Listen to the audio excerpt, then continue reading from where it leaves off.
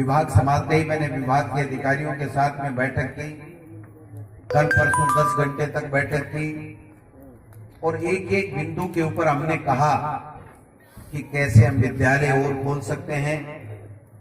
जो भारतीय जनता पार्टी की सरकार ने 20,000 के लगभग विद्यालय बंद कर दिए थे, उनमें से कहाँ बच्चों को आवश्यकता है, कहाँ हमारा गरीब का बेटा, किसान का बेटा, छोटे व्यापारी का बेटा कैसे अपने नजदीक के विद्यालय में अपनी शिक्षा प्राप्त कर सके, कहाँ कैसे विषय खोलना है, कहाँ भवन की आवश्यकता है, कहाँ आज के जमाने में इंग्लिश मीडियम का जमाना है, प्राइवेट में लोग अपने बच्चों को भेजते हैं, मजबूरी में भेजते हैं, क्योंकि हर माँ बाप की एक इच्छा रहती है कि मेरा बेटा भी, जो बड़े लोग अंग्रेजी इंग्लिश मीडियम में पढ़ाते हैं वहां मेरा बेटा भी पढ़ना चाहिए।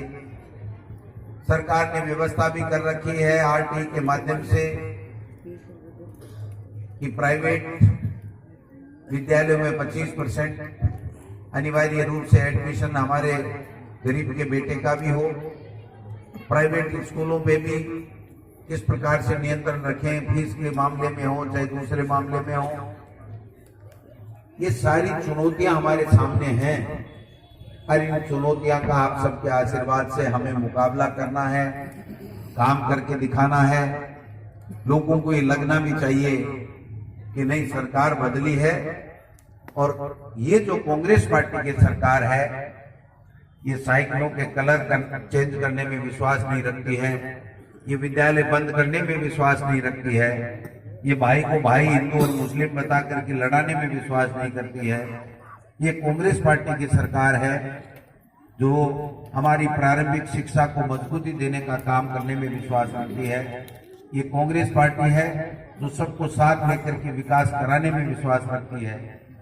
मैं समझता हूँ इसके साथ हम सब मिलकर के एक अच्छे वातावरण का निर्माण करें और हम अच्छे तरीके से काम करें। आज नेछवा मुझे अच्छी तरह से ध्यान में है, बहुत बार मैं आया यहाँ पर प्रधान के रूप में भी, एमएलए के रूप में भी, पहले भी सरकार रही, काफी स्कूलें कर्मोन्नत हुई, लेकिन हमारे नेछवे का जो सेकेंडरी स्कूल जिसमें मैं तो कम पढ़ा हूँ, थोड़े ही दिन गया था विमला बहन जी के पास, वहाँ प्रारंभिक में पढ़ा और फिर रघुनाथगढ़ चला गया और फिर मैं कोठियारी चला गया। लेकिन मेरे पिताजी काफी वर्ष तक, काफी नहीं बल्कि पूरा उनका कार्यकाल 2-4 साल को छोड़ करके पूरा का पूरा नेछवा की स्कूल को, गड्ढाड़ी स्कूल बोलता है नेछवाड़ी गड्ढाड़ी स्कूल, तो निश्चित रूप से यहाँ के इलाके की आन बान शान रहा ये विद्यालय। इसकी कर्मोन्नति की भी बात आई। यहाँ पर जब हम चुनाव में भी आए तो स्वामी की ढाणी हो चाहे मंडीवाल की ढाणी हो चाहे आसपास का इलाका हो, वहां पर पीने के पानी की बात हो, चाहे मंडीवाल की ढाणी को राजस्व ग्राम बनाने की बात हो, चाहे बालाजी की ढाणी में सड़क की बात हो, चाहे ट्यूबवेल की टंकी की, चाहे नेछवा में अन्य कोई जो सीएचसी बनाई थी पिछले कार्यकाल में, हमने पीएचसी से सीएचसी उसके भवन बनाने की बात हो, वो तमाम मुद्दे हैं जो मेरे ध्यान में हैं। मैंने प्राथमिकता से उसके ऊपर काम करना शुरू कर दिया है और मैं आपको विश्वास दिलाना चाहता हूं कि चाहे नेछवा हो, गनेड़ी पंचायत हो, सुतोद हो, डहरकाबास हो, रुलियानी हो, बिलुंडा हो, चाहे काछवा हो, कुमार जागीर हो, गिरनिया बड़ा हो, चाहे खेड़ों की हो, ये तमाम पंचायतें 15-16 पंचायतें जो इस इलाके की हैं, उनमें किस प्रकार से हम काम करें, उधर का जो इलाका है उसमें कैसे काम करें, सड़क के उस पार बिदासर, पालड़ी, राजपुरा, बलारा, चूड़ी मियाँ, जितने भी पंचायतें उसमें कैसे काम करें। और इधर हमारे सरपंच जी बैठे हैं, बारडा, नाऊ, जाजोर, तमाम पंचायतों में कैसे काम हो। एक रूपरेखा हम बना रहे हैं, एक प्लान प्रोजेक्ट हम बना रहे हैं और उसके ऊपर हम सब लोगों को काम करना पड़ेगा। इसलिए ये अभिनंदन समारोह नहीं होकर के, मैं तो ये समझता हूं कि ये जिम्मेदारी का एहसास कराने का कार्यक्रम है कि भैया हमने तेरे को बना दिया, अब तेरी बारी है, तेरे को ये काम करके दिखाना। और जब कहते हैं कि साहब अभिनंदन समारोह रखना है, तो मैं उतना उत्साहित नहीं होता हूं, क्योंकि मुझे पता है कि माला तो पहन लेंगे, लेकिन अब सरकार है, जिम्मेदारी जो जनता को निभानी थी वो निभा दी, जो काम आपने करना था वो कर दिया। अब सरकार के रूप में, मंत्री के रूप में हम सबको वो काम करने हैं जिसकी आप अपेक्षाएं करते हैं। ये फारूक साहब जिम्मेदारी का मुझे एहसास है, क्योंकि मैं आपसे उठा हुआ हूं, यही खेला, एक साधारण परिवार में शिक्षक के घर में जन्मा, इसलिए मुझे पूरी तरह से ध्यान में है कि हम किस प्रकार से अपने काम को करेंगे।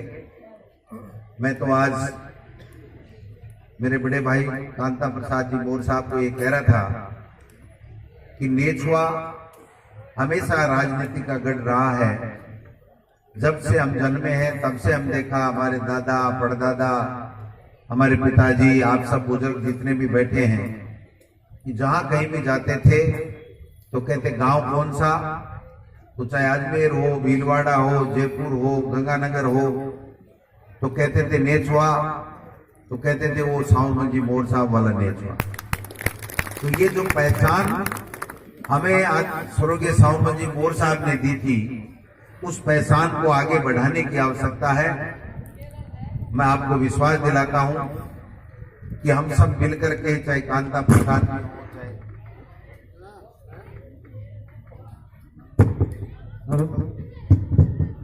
चाहे आप सब लोग हों, आप मार्गदर्शन देते रहे, आप सुझाव देते रहे, जहां आपको थोड़ी बहुत त्रुटि लगे वहां बताते रहे कि इस प्रकार से करने में फायदा है, जनता की क्या अपेक्षाएं, उसको आगे बढ़ाने की आवश्यकता है, तो वो काम हम लोग करेंगे। हमने आते ही शुरुआत की है कि जितने भी विद्यालय बंद किए हैं उनमें से आरटी एक्ट के मुताबिक जो विद्यालय बंद नहीं होने चाहिए थे, 3,500 के लगभग, उनकी समीक्षा के आदेश पुनः दे दिए गए हैं। और जहां भी बच्चों की संख्या होगी, ग्रामवासियों की, लोगों की डिमांड होगी, वहां पर वो विद्यालय हम वापस खोलने का काम करेंगे। ये निर्णय इस सरकार ने ले लिया है। जहां भी विद्यालयों के क्रमोन्नत करने की आवश्यकता है, वहां पर वो विद्यालय हम लोग क्रमोन्नत करेंगे। बच्चे बढ़ाने का काम आपका है, बच्चों को विद्यालय में भेजने का, एडमिशन कराने का काम आपका है, और जहां भी आप आवश्यकता महसूस करोगे वहां विद्यालय खोलने का काम और क्रमोन्नत करने का काम हमारा है। ये सरकार शिक्षा को बुनियादी आवश्यकता मानती है। पहले भी जब यूपीए सरकार हमारी केंद्र में आपकी और हमारी थी, तभी जो आरटी एक्ट लाए थे, अनिवार्य बाल शिक्षा कानून, इसका मायना यही था कि हमारा गरीब का बच्चा अनिवार्य रूप से पढ़े और निःशुल्क शिक्षा उसको 14 साल तक मिले, एक पैसा उसका लगे नहीं, और विद्यालयों में उसको शिक्षा मिले जिससे वो अपना सर्वांगीण विकास कर सके, आगे बढ़ सके। इसके पीछे यही था। लेकिन 5 साल का जो कार्यकाल बीता, उसमें इस कानून की भी धज्जियां उड़ाई। शिक्षा विभाग के ढांचे में आरएसएस की सोच के मुताबिक भारतीय भवन से पर्ची आती रहती थी। कभी साइकिलों का कलर चेंज करते थे, कभी हाफ पैंट का कलर चेंज करते थे, कभी विद्यालय बंद करते थे, कभी स्थानांतरण राजनीतिक दुर्भावना से करते रहते थे। एक ही काम चलता रहा, इसके अलावा कोई काम नहीं किया। लेकिन अब सरकार आपकी है।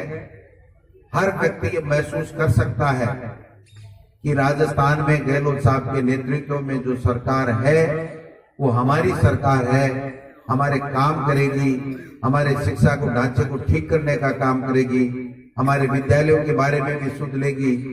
हमारे जो सरकारी स्कूल है उसमें माध्यमिक सेटअप तो फिर भी ठीक ठाक है, लेकिन जो प्रारंभिक शिक्षा है, जहां से बच्चे की पढ़ाई शुरुआत होती है 1 से लेकर के 5 या 8 तक की कक्षाएं, उसमें हम लोगों को चाहे भवन की आवश्यकता हो, चाहे अध्यापकों की आवश्यकता हो, उन सब के ऊपर काम करने की आवश्यकता है, जिससे हमारा गरीब का बेटा भी पढ़ करके आगे अपना भविष्य का निर्माण कर सके, उसमें काम करने की आवश्यकता है। हमारे सरपंच साहब बैठे हैं, नंदलाल जी भी हैं, प्रहलाद जी भी हैं, सारे के सारे कह रहे हैं कि मैं पहले ही तकड़ो काम करता तो अब तो आप राज आएगो चौगुणों काम कराना। मैं कि भाई ठीक है, लेकिन मुझे चिंता भी होती है कि क्योंकि देखिए, जो व्यक्ति मेहनत ज्यादा करता है, जो व्यक्ति भागता दौड़ता ज्यादा है, वो अपने व्यक्ति से ये उम्मीद करता है कि अब तो राज हमारा आ गया, इसलिए काम ज्यादा से ज्यादा हम लोगों को करने हैं। तो उम्मीद रखना कोई बुरी बात नहीं है, हम सब मिलकर के एक अच्छा काम करने का प्रयास करेंगे। मैं ज्यादा नहीं कह के इतना ही कहना चाहता हूं कि आपकी पंचायत की जो भी समस्याएं हैं, इलाके की जो भी समस्याएं हैं, एक मेरे पास ये बात भी आई है कि साहब यहाँ पीएचडी का कोई अधिकारी बैठता नहीं है, इसलिए पानी की समस्या के लिए हम लोगों को कहीं दूसरी जगह जाना पड़ता है। तो मैं आपको विश्वास दिलाना चाहता हूं कि एक तो आपका जो नेछवा का सेकेंडरी विद्यालय है, उसको इसी सत्र में 31 मार्च से पहले हम मुख्यमंत्री जी से बात करके सीनियर सेकेंडरी विद्यालय में क्रमोन्नत करेंगे, ये मैं आपको विश्वास दिलाना चाहता हूं।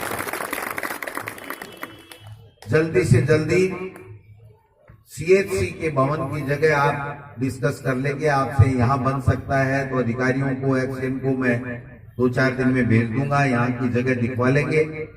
अगर यहाँ बन सकता है तो यहाँ की बात करेंगे, नहीं तो और कोई जगह कहाँ नजदीक में अपने कस्बे की कहाँ कैसे बैठ सकती है।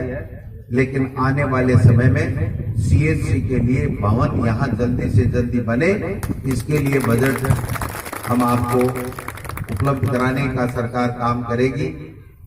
यहाँ पर जेईएन की पोस्ट तो है, लेकिन हमारे यहाँ पर जो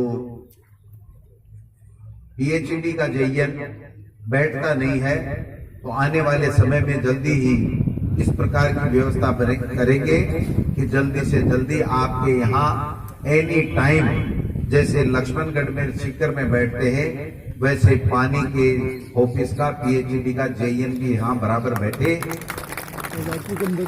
आपके यहाँ पर पीडब्ल्यूडी का एईएन ऑफिस भी यहाँ है। तो मैं जल्दी ये प्रयास करूंगा कि आपके पीडब्ल्यूडी का एईएन भी यहाँ पर बिजली बोर्ड के एईएन की तरह यहाँ नेतवा में बैठे। अभी उप तहसील है, तहसील की बात आगे मुख्यमंत्री जी से मिलकर के जब बजट में आएगी तब करेंगे। लेकिन जितने ज्यादा से ज्यादा अधिकारी यहाँ पर इस नेछवा के अंदर बैठेंगे, तो मैं समझता हूँ लोगों को एक महसूस होगा कि हमारी सरकार ने काम करना चालू कर दिया है। हम लोगों को छोटे छोटे काम के लिए न तो एमएलए को ज्यादा कहना पड़ेगा, न हमें नेछवा या फतेहपुर की तरफ ताकना पड़ेगा। ये व्यवस्था करने का काम करेंगे। राजस्व ग्राम मंडीवाल की ढाणी का बात हो, इसको भी जल्दी से जल्दी हम लोग आगे बढ़ाएंगे। आपकी जो मांग है इसको भी पूरा कराएंगे। बाकी ट्यूबवेल, टंकी, खुद के उनके कनेक्शन की बात हो, चाहे और कोई नए खोदने की बात हो, उसकी तो आपको चिंता करने की आवश्यकता नहीं है। जब आप कहोगे तब वो काम होगा। रहा सवाल सड़कों का, सड़कों के मामले में मैं इतना ही इलाके के लोगों को निवेदन करना चाहता हूं कि देखिए, नया बजट जुलाई में आएगा, क्योंकि जब पहली सरकार बनती है तो केंद्र में चुनाव है, इसलिए चुनाव के बाद में केंद्र का बजट आएगा और केंद्र के बजट के तत्काल बाद में राज्य का बजट आता है। उसमें हम मुख्यमंत्री जी से निवेदन करेंगे कि हमारे इलाके में जो नई सड़कें बनने की बात है, उन सब सड़कों को भी, चाहे रिन्यूअल की बात है तो रिन्यूअल कराएंगे, नई बनाने की बात है तो उसकी भी हम लोग बात करेंगे। अब जो सबसे बड़ा काम है स्थानांतरण का इस शिक्षा विभाग में है, और उसके लिए आप लोग जो और काम आते हो उनसे भी आदरणीय गुरुजन मिलने ही नहीं देते हैं। मेरा ट्रांसफर कर दो, मेरा हमारे सरपंच साहब नंजीव लेके हो रही कहीं है, मैं चूक करती लोटासरा चूक कर रही है पर नहीं पड़ रही है कि मैं तो जावा जरा गुरुजी लादा है। तो उनका भी अपना विभाग है, अपना काम है, उन लोगों ने भी मेहनत की है, आज भी मेहनत कर रहे हैं। गुरुजनों की भी वास्तव में आपकी समस्या है। बालिका विद्यालय में भी मैं पहले आया था तो हमारी प्रधानाध्यापिका जी और समस्त स्टाफ बैठा है, इन्होंने भी अपनी मांगे की थी। मैं इतना ही निवेदन आपको करना चाहता हूं कि चाहे विद्यालय में फर्नीचर की बात हो, कंप्यूटर की बात हो, कक्ष बनाने की बात हो, क्रमोन्नति की बात हो, चाहे विद्यालयों में अध्यापक लगाने की बात हो, जो भी आपकी समस्याएं हैं उनके ऊपर मैं और मेरा विभाग बहुत तन्मयता के साथ में काम करेंगे, ये मैं आपको विश्वास दिलाना चाहता हूं। क्योंकि देखिए, जब तक विद्यालय में अध्यापक नहीं होगा, विशेष रूप से जब तक विषय अध्यापक, आप गणित, विज्ञान और अंग्रेजी का अध्यापक नहीं होगा, तो कोई भी अभिभावक, कोई भी माँ बाप अपने बेटे बेटी को 9 क्लास, 10 क्लास, 11 क्लास, 12 क्लास में भेजना नहीं चाहेगा। वो ये कहेगा कि गणित पढ़ाने वाला कौन है, अंग्रेजी पढ़ाने वाला कौन है। और इसी को लेकर के ये प्राइवेट शिक्षण संस्थानों में लोग ज्यादा भेजते हैं। पहले शुरू में तो टाई वाई लगा के थोड़ा अंग्रेजी में बच्चा गठन बटन करता है तो ठीक लगता है, लेकिन जब पैसे लगते हैं और जब मेरिट आती है तो सरकारी स्कूलों के बच्चों की मेरिट आती है, तब एक माँ बाप के दिमाग में आता है यार पढ़ाई तो यहाँ भी अच्छी होती है, अगर गणित, अंग्रेजी, विज्ञान का टीचर अगर हमारे सरकारी विद्यालय में होगा तो निश्चित रूप से वो अपने बेटे बेटी को वहां पर सरकारी विद्यालय में भेजना चाहेगा। तो ये बात हमारे दिमाग में है। जैसे जैसे विभाग में भर्तियां होंगी, अभी 26,000 की भर्ती कोर्ट में अटकी पड़ी है। 28,000 की भर्ती में से 20,000, 20,500 की भर्ती हो चुकी है। बाकी 7-8 हजार की कुछ ही दिन में जिला आवंटन का काम म्युनिसिपल में हम लोग करेंगे। 26,000 का भी कोर्ट में सुनवाई हो चुकी है।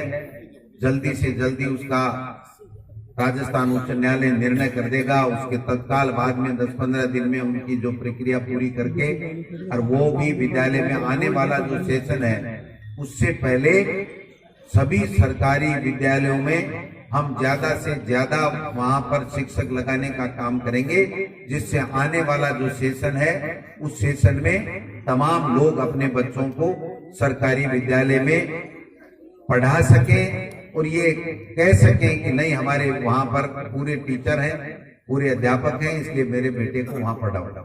क्योंकि देखिए, सरकारी शिक्षकों का जो स्तर है वो मैं समझता हूं राजस्थान के शिक्षकों का सबसे बढ़िया है।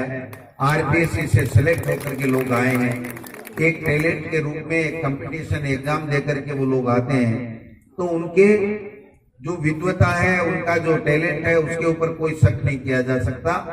बात इतनी सी है कि हम विषय अध्यापक के साथ में उस विद्यालय में समय के हिसाब से हम लोग भेजें, और भी जो स्कूलों की, जो भी अभिभावकों की, अध्यापकों की, बच्चों की जो समस्याएं हैं, एक समय परिवर्तन की मांग बार बार आ रही है, इसके ऊपर भी हम लोग जल्दी निर्णय लेंगे कि हम समय के किस हिसाब से आप लोगों के सूटेबल हो। क्योंकि उन्होंने तो केवल अपने आनंद फानंद में कुछ न कुछ करना है, इसलिए कई किताबों में महापुरुषों के, इंदिरा गांधी जी के, महात्मा गांधी जी के, जवाहरलाल नेहरू का, इनका सबका योगदान हटा दिया। और पंडित दीनदयाल जी एक पार्टी के संस्थापक थे, एक पार्टी के प्रचारक थे आरएसएस के। सब किताबों में पंडित दीनदयाल जी, ये जो बुजुर्ग बैठे हैं, इनको पूछिए कि महात्मा गांधी का, इंदिरा गांधी का, जवाहरलाल नेहरू का और राजीव गांधी का इस देश के निर्माण में कितना बड़ा योगदान था। उनको बुलाया गया और केवल पंडित दीनदयाल जी उपाध्याय जिनके पाठ पढ़ाए गए, मैं समझता हूं वो उनकी पार्टी के प्रचारक हो सकते हैं, लेकिन भारत रत्न प्राप्त चाहे इंदिरा गांधी जी हो, चाहे राजीव गांधी जी हो, चाहे महात्मा गांधी जी जिन्होंने देश को आजाद कराने में अपना बहुत बड़ा योगदान दिया, उनके इतिहास को भुलाया नहीं जा सकता। इस देश को उनके इतिहास को भुला नहीं जा सकता। तो कुछ अलग सोच के साथ में इन लोगों ने काम किया, उस ढांचे को, बिगड़े हुए ढांचे को ठीक करने की आवश्यकता है। इसलिए आप सब मदद करिए और सुझाव दीजिए। और शिक्षक बंधुओं से भी मैं कहना चाहता हूं कि आप किस प्रकार से अपने विभाग में क्या परिवर्तन चाहते हैं, किस प्रकार की शिक्षा हमारे अभिभावक चाहते हैं, किस प्रकार का आप क्या सोचते हैं शिक्षा विभाग में किस प्रकार का परिवर्तन होना चाहिए, जिससे हम राजस्थान को हिंदुस्तान में शिक्षा के क्षेत्र में पहला नंबर बनाएं, पहला प्रदेश बनाएं। आप सुझाव दीजिए, क्योंकि मैं मंत्री होने के नाते आप सबको आमंत्रित करता हूं। मैं आपके बीच में से हूं, शिक्षक का बेटा हूं, मेरी धर्मपत्नी भी शिक्षिका है, मेरे परिवार में मेरी बहन हो, मेरे बहनोई हो, सारे लोग शिक्षक हैं और इसी शिक्षक परिवार के बीच में मैं पला बढ़ा हूं। तो मैं समझता हूं कि जब शिक्षा मंत्री के रूप में मुझे माननीय मुख्यमंत्री जी ने यह दायित्व दिया है, हमारी पार्टी ने यह दायित्व दिया है, तो मेरा धर्म बनता है कि जिस वर्ग से मैं आता हूं, जिस परिवार से मैं आता हूं, उसके लिए मैं अपना योगदान जितना ज्यादा दे सकूं उतना देने का काम करूं।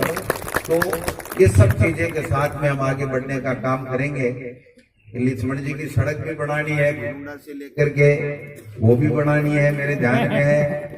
नंजी भी देख रहे हैं कि मैं भी एक दो काम कई बार जैतपुराड़ा रामू जी भी एक लंबी चौड़ी लिस्ट दे गया है। तो बाकी भी लोग हिरनिया से भी फूफा जी ने भी कहा है कि देखो ये हमारे काम है।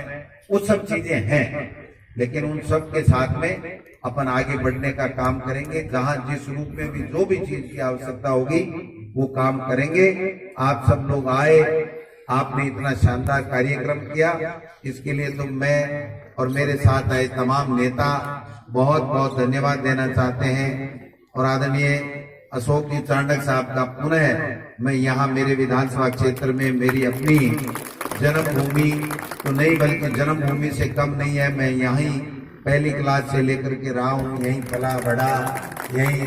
तो मैं आपका स्वागत करता हूँ, अभिनंदन करता हूँ। चांडक साहब बहुत बड़े व्यक्तित्व के धनी हैं, बहुत बड़े भामाशाह हैं, बहुत बड़े उद्योगपति हैं और बहुत ही पॉजिटिव सोच के साथ में कांग्रेस पार्टी के वर्कर हैं, कांग्रेस पार्टी के नेता हैं।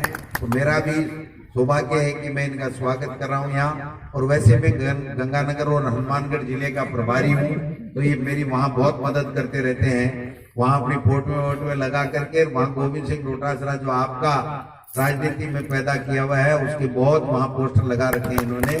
तो हम भी पोस्टर तो नहीं लगा सके, लेकिन आपका स्वागत करते हैं, अभिनंदन करते हैं।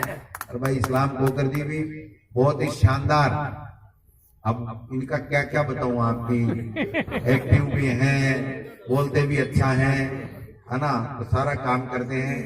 और विशेष रूप से आज ग्राम पंचायत नेचुआ का मैं तहे दिल से आप सबकी ओर से, हमारी सबकी ओर से शुक्रिया अदा करना चाहता हूं। चाहे सरपंच साहिबा जी सुशीला जी हो, चाहे मेरे बड़े भाई कमल जी हो, चाहे बड़े भाई कांता प्रसाद जी हो, महेश मोर जी हो, तमाम मोर परिवार का, आप सबका, और तमाम वो लोग जो साथ में कंधे से कंधा मिला करके नेचवे के विकास के बारे में सोचते रहते हैं, बताते रहते हैं। तमाम सारे लोग यहाँ पर मौजूद हैं, उनको भी मैं सबको साथ लेते हुए इतना ही निवेदन करना चाहूंगा कि हम सब मिलकर के अच्छा काम करने का प्रयास करेंगे। इस नेचवा के तमाम इलाके को, 16 पंचायतों को और ज्यादा किस प्रकार से आगे ले जाएं, आपके पूरी 44 ग्राम पंचायतों के जो भी विकास के अधूरे काम हैं उनको कैसा पूरा करें, और शिक्षा के जगत में विशेष रूप से बहुत अच्छा करके दिखाएं, जिससे लोग आने वाले समय में हम सबको ये कहते रहे, आप सबको, कि आपने एक अच्छा एमएलए बनाया था जो शिक्षा मंत्री बनकर के अच्छे काम करके गया। इसी आशा और उम्मीद के साथ में हम सब प्रयास करते हैं। एक एम्बुलेंस के लिए भी कह रहे हैं भाई कि साहब एम्बुलेंस जो पहले थी वो खराब हो गई, अब एम्बुलेंस की व्यवस्था नहीं है, तो वो भी बात करेंगे। अगर खरीदी भी है, उपलब्ध है, तो जल्दी दिला देंगे, नहीं तो फिर आगे की व्यवस्था करवा करके ठीक कराएंगे। और बालिका विद्यालय के बारे में भी बहन जी कुछ कहना चाह रही हैं, तो एडमिनिस्ट्रेशन आप जी जी आप बोलेंगे या मैं? अच्छा अच्छा अच्छा, अच्छा भेंट तो कर दो, मैं क्यों लिखूं मांग ऐसे। अच्छा डिमांड भी दे दो, मेरे को तो ट्रांसफर वाली पर्ची कम दो, बाकी सब दे दो। क्योंकि देखिए वो अनंत काम है, उसका कोई मतलब अंत नहीं है, चलता रहेगा चलता रहेगा चलता रहेगा। लेकिन मैं तो आपको विश्वास दिलाना चाहता हूं कि होने वाले स्थानांतरण भी कराएंगे, लेकिन स्थानांतरण से ज्यादा जोर विद्यालय में भौतिक संसाधन, विद्यालय में बच्चों को पहुंचाना और विद्यालय में फिर पूरे अध्यापक रख करके उनको अच्छी शिक्षा सहायता कराना, ये हमारा ध्येय होना चाहिए। उसमें हम लोग काम करेंगे। भाई कमल जी, पत्रकार उमेश जी, मेरे बड़े भाई, ये मेरा भतीजा है, इसको भी धन्यवाद दूंगा कि बार बार मेरे को चेताता रहता है। आते ही बोलो कि अभी सेकेंडरी स्कूल को क्यों वेलो, मुझको आज क्यों वेलो भाई।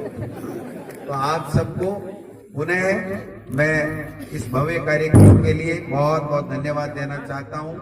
जय हिंद, जय भारत।